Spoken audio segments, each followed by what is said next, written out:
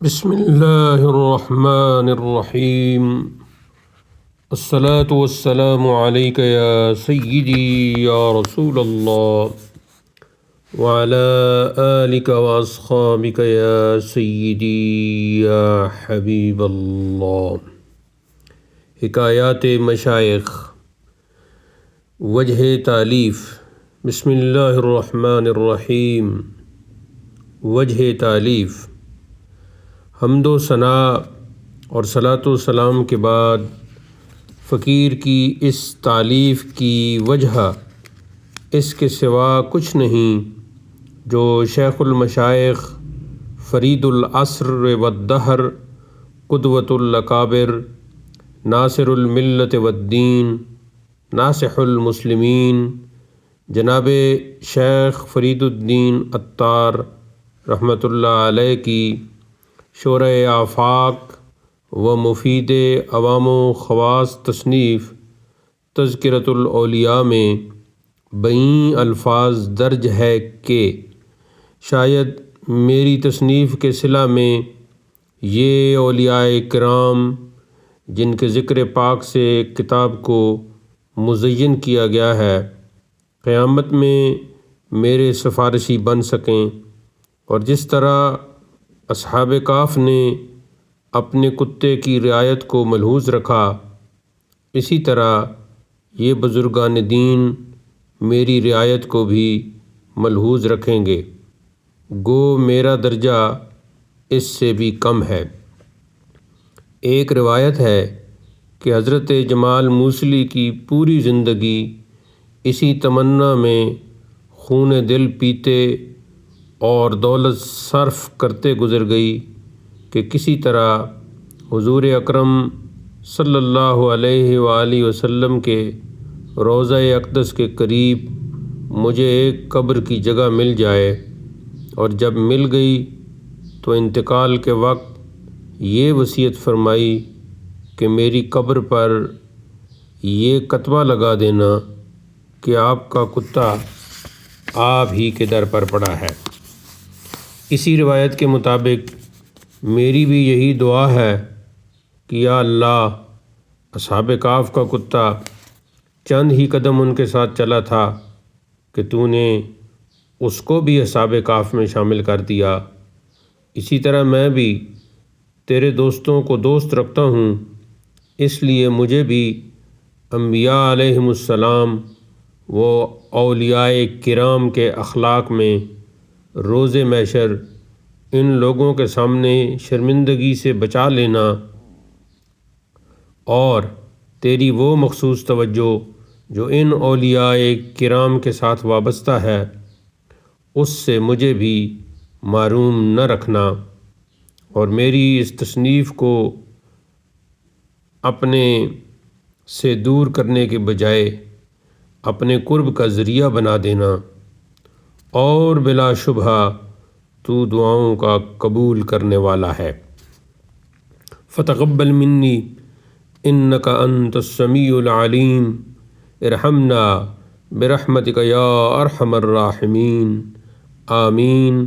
وصلی اللہ تعالی علی خیر خلقہ سیدنا محمد وآلہ واصحابہ وازواجہ وعطرتہ وخدامہ اجمعین۔ ابتدائیہ۔ نحمدہ ونصلی علی رسولہ الکریم، اما بعد فاعوذ باللہ من الشیطان الرجیم، بسم اللہ الرحمن الرحیم۔ الا ان اولیاء اللہ لا خوف علیہم ولا هم يحزنون الذین آمنوا وكانوا يتقون۔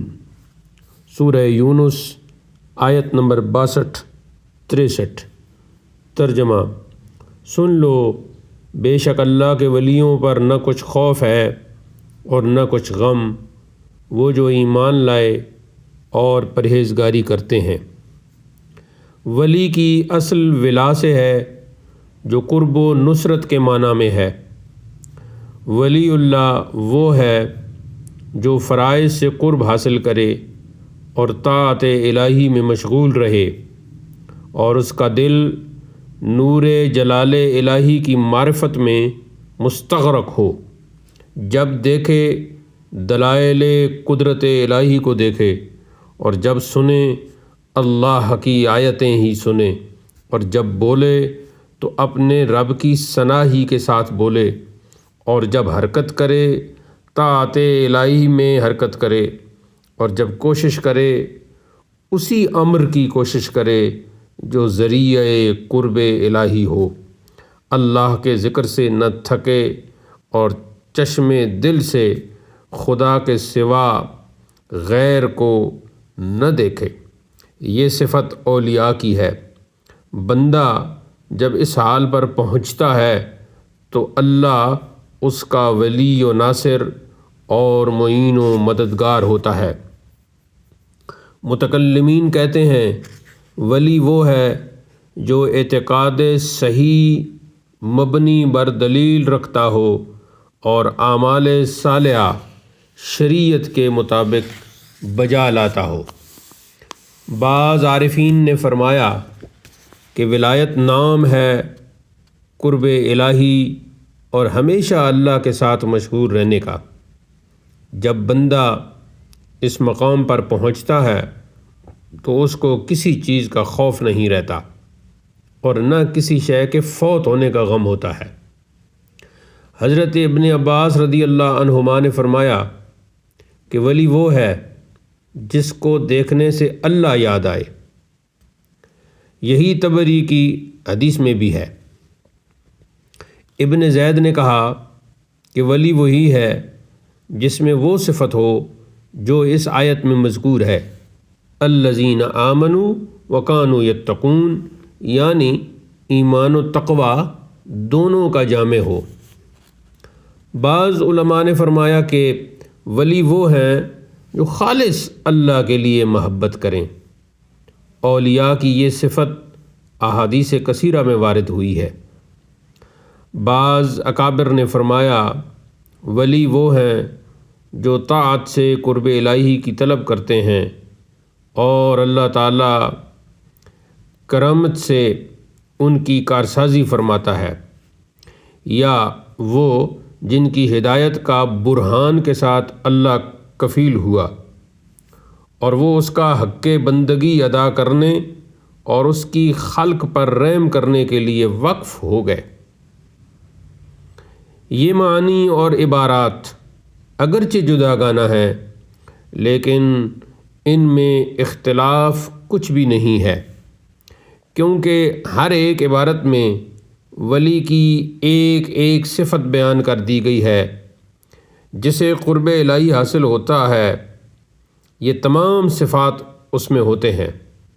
ولایت کے درجے اور مراتب میں ہر ایک بقدر اپنے درجے کے فضل و شرف رکھتا ہے۔ خزائن ماخوذ از تفسیر ریاض القرآن جلد دوم صفحہ 413 تا 414۔ مشائخ اعظام کی مختصر حکایات و ارشادات۔ حضرت سیدنا امام جعفر صادق علیہ الرحمہ، منقول ہے کہ کسی شخص کی دینار کی تھیلی کھو گئی تو اس نے حضرت سیدنا جعفر صادق پر الزام عائد کرتے ہوئے کہا کہ میری تھیلی تم نے ہی چرائی ہے۔ حضرت نے اس سے پوچھا کہ اس میں کتنی رقم تھی؟ تو اس نے کہا 2000 دینار۔ چنانچہ گھر لے جا کر آپ نے اسے 2000 دینار دے دیے۔ بعد میں جب اس کی کھوئی ہوئی تھیلی کسی دوسری جگہ سے مل گئی تو اس نے پورا واقعہ بیان کر کے معافی چاہتے ہوئے آپ سے رقم واپس لینے کی درخواست کی، لیکن آپ نے فرمایا کہ ہم کسی کو دے کر واپس نہیں لیتے۔ پھر جب لوگوں سے اس کو آپ کا اسم گرامی معلوم ہوا تو اس نے بے حد ندامت کا اظہار کیا۔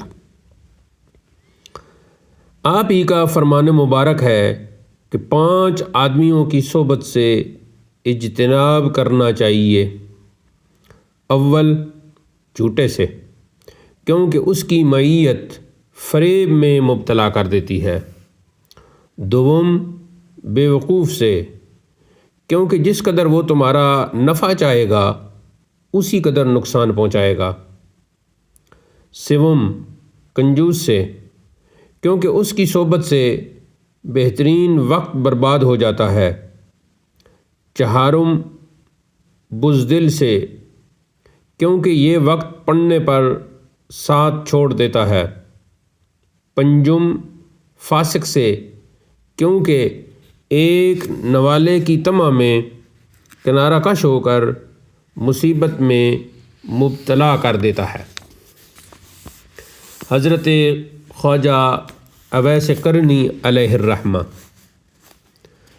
آپ وہ خوش قسمت انسان ہیں جن کے متعلق خود حضور سید عالم صلی اللہ علیہ وسلم نے صحابہ کرام سے فرمایا تھا کہ قرن میں ایک مرد خدا ہے جس کا نام اویس ہے، وہ قیامت کے روز قبیلہ ربیہ و مدر کی بھیڑوں کے بالوں کے برابر میری امت میں شفاعت کرے گا۔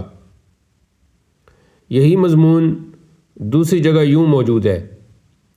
قرن میں ایک اویس نامی مرد خدا ہے جس کی شفاعت سے قیامت کے دن قبیلہ ربیہ اور قبیلہ مدر کی بھیڑوں کے بالوں کی تعداد کے برابر اللہ تعالیٰ میری امت جنت میں داخل کرے گا۔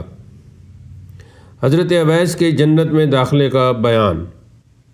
حضور اکرم صلی اللہ علیہ وآلہ وسلم فرماتے ہیں کہ روز محشر 70,000 ملائکہ کی جلوس میں جو اویس قرنی کے شبیہ ہوں گے، اویس کو جنت میں داخل کیا جائے گا تاکہ مخلوق ان کو شناخت نہ کر سکے سوائے اس شخص کے جس کو اللہ تعالیٰ ان کے دیدار سے مشرف کرنا چاہے، اس لیے کہ آپ نے خلوت نشین ہو کر اور مخلوق سے روپوشی اختیار کر کے محض اس لیے عبادت و ریاضت اختیار کی کہ دنیا آپ کو برگزیدہ تصور نہ کرے، اور اسی مصلحت کے پیش نظر روز محشر آپ کی پردہ داری قائم رکھی جائے گی۔ جب صحابہ نے پوچھا کہ کیا وہ کبھی آپ کی خدمت میں حاضر ہوئے ہیں، آپ نے فرمایا کبھی نہیں، لیکن چشم ظاہری کے بجائے چشم باطنی سے اس کو میرے دیدار کی سعادت حاصل ہے، اور مجھ تک نہ پہنچنے کی 2 وجہیں ہیں۔ اول، غلبہ حال، دوم، تعظیم شریعت، کیونکہ اس کی والدہ مومنہ بھی ہیں اور ضعیف نابینا بھی، اور اویس شتربانی کے ذریعے ان کے لیے معاش حاصل کرتا ہے۔ پھر جب صحابہ نے پوچھا کہ کیا ہم ان سے شرف نیاز حاصل کر سکتے ہیں، تو حضور نے فرمایا کہ نہیں، البتہ علی و عمر سے ان کی ملاقات ہوگی۔ حضرت خواجہ حسن بصری رحمۃ اللہ تعالیٰ علیہ۔ آپ امام عصر اور فرید الدہر تھے۔ آپ کی کنیت ابو علی اور اس میں گرامی حسن بصری ہے۔ تذکرہ نگاروں کا کہنا ہے کہ آپ کا یہ نام خوبرو ہونے کی وجہ سے امیر المومنین سیدنا فاروق اعظم رضی اللہ تعالیٰ عنہ نے تجویز فرمایا تھا۔ منقول ہے کہ بچپن میں آپ نے ایک دن حضور اکرم صلی اللہ علیہ وسلم کے پیالے میں پانی پی لیا، اور جب حضور علیہ السلام نے دریافت فرمایا کہ میرے پیالے کا پانی کس نے پیا ہے، تو حضرت ام سلمہ نے فرمایا کہ حسن نے۔ یہ سن کر حضور نے فرمایا کہ اس نے جس قدر پانی میرے پیالے میں سے پیا ہے، اسی قدر میرا علم اس میں نفوذ کر گیا ہے۔ ایک دن حضور اکرم صلی اللہ علیہ وآلہ وسلم ام سلمہ کے مکان پر تشریف لائے تو انہوں نے حضرت حسن بصری کو آپ کی آغوش مبارکہ میں ڈال دیا۔ اس وقت حضور صلی اللہ علیہ وآلہ وسلم نے آپ کے لیے دعا فرمائی اور اس دعا کی برکت سے آپ کو بے پناہ مراتب حاصل ہوئے۔ حضرت موصوف کی والدہ ماجدہ ام المومنین حضرت ام سلمہ رضی اللہ تعالی عنہا کی کنیز تھیں، اور جب بچپن میں آپ کی والدہ کسی کام میں مصروف ہوتیں اور آپ رونے لگتے تو ام المومنین آپ کو گود میں اٹھا کر اپنے پستان مبارکہ آپ کے منہ میں دیتیں، اور وفور شوق میں آپ کے پستان مبارکہ سے دودھ بھی نکلنے لگتا۔ اندازہ فرمائیے، جس نے ام المومنین کا دودھ پیا ہو اس کے مراتب کا کون منکر ہو سکتا ہے۔ خوف خدا سے آنسوؤں کا سیلاب۔ حضرت حسن ایک مرتبہ عبادت خانے کی چھت پر اس طرح گریہ کناں تھے کہ آنسوؤں کے سیلاب سے پرنالہ بہہ پڑا اور نیچے گزرتے ہوئے ایک شخص پر کچھ قطرے ٹپک گئے۔ چنانچہ اس نے آواز دے کر پوچھا کہ یہ پانی پاک ہے یا ناپاک؟ تو آپ نے جواب دیا کہ برادر، کپڑے کو پاک کر لینا، کیونکہ یہ ایک گناہ گار کے آنسو ہیں۔ حضرت حسن کی ایک کرامت۔ یوں تو آپ کی بے شمار کرامتیں ہیں، لیکن یہاں صرف ایک ملاحظہ ہو۔ کچھ بزرگ آپ کے ہمراہ بغرض حج روانہ ہوئے اور ان میں سے بعض کو شدت سے پیاس لگی، چنانچہ راستہ میں ایک کنواں نظر پڑا، لیکن اس پر رسی اور ڈول نہ تھا، اور جب حضرت حسن سے صورتحال بیان کی گئی تو فرمایا کہ جب میں نماز میں مشغول ہو جاؤں تو تم پانی پی لینا۔ چنانچہ جب آپ نماز کے لیے کھڑے ہوئے تو اچانک کنویں سے پانی خود بخود ابل پڑا اور سب بزرگوں نے اچھی طرح پیاس بجھا لی۔ ارشاد گرامی۔ حضرت موصوف کا ارشاد گرامی ہے کہ شریر لوگوں کی صحبت نیک لوگوں کے ساتھ بدظنی پیدا کرتی ہے۔ حضرت مالک بن دینار رحمۃ اللہ علیہ۔ آپ امام طریقت اور تمام جن و انسان کی زینت، بے انتہا خوبیوں سے مزین و مشرف تھے۔ آپ کی توبہ کا واقعہ یہ ہے کہ ایک رات آپ ایک جماعت کے ساتھ عیش و طرب میں مشغول تھے۔ جب تمام لوگ سو گئے تو اس باجے سے جسے بجایا جا رہا تھا آواز آئی، اے مالک، تجھے کیا ہو گیا کہ توبہ نہیں کرتا؟ چنانچہ آپ ان سب باتوں سے دستبردار ہو گئے اور حضرت حسن بصری رحمۃ اللہ علیہ کی خدمت میں آ کر سچی توبہ کی۔ آپ کا معاملہ اس حد تک پہنچ گیا، ایک دفعہ آپ کشتی پر سوار تھے کہ کسی سوداگر کا ایک قیمتی موتی کشتی میں غائب ہو گیا۔ چونکہ آپ سب لوگوں سے اجنبی تھے، اس لیے لوگوں نے موتی چرانے کی تہمت آپ پر لگائی۔ آپ نے اسی وقت آسمان کی طرف سر اٹھایا تو فوراً جتنی مچھلیاں پانی میں تھیں باہر نکل آئیں، اور ہر ایک نے ایک ایک موتی اپنے منہ میں لے رکھا تھا۔ آپ نے ان میں سے ایک مچھلی کے منہ سے ایک موتی لے کر اس شخص کو دیا اور اسی وقت کشتی سے اترے اور پانی کی سطح پر قدم رکھ کر دریا پر چلنے لگے، یہاں تک کہ کنارے تک پہنچ گئے۔ آپ کے ہاتھ کی برکت۔ کسی ملحد سے آپ کا مناظرہ ہو گیا اور دونوں اپنے کو حق پر کہہ رہے تھے، حتیٰ کہ لوگوں نے یہ فیصلہ کیا کہ دونوں کے ہاتھ آگ میں ڈلوائے جائیں، اور جس کا ہاتھ آگ سے محفوظ رہے اس کو حق پر تصور کیا جائے۔ چنانچہ ایسا ہی کیا گیا اور دونوں میں سے کسی ہاتھ کو ضرر نہ پہنچا۔ لوگوں نے فیصلہ کر دیا کہ یہ دونوں برحق ہیں، لیکن آپ نے کبیدہ خاطر ہو کر اللہ تعالیٰ سے عرض کیا کہ 70 سال میں نے عبادت میں گزار دیے، مگر تو نے مجھے ایک ملحد کے برابر کر دیا۔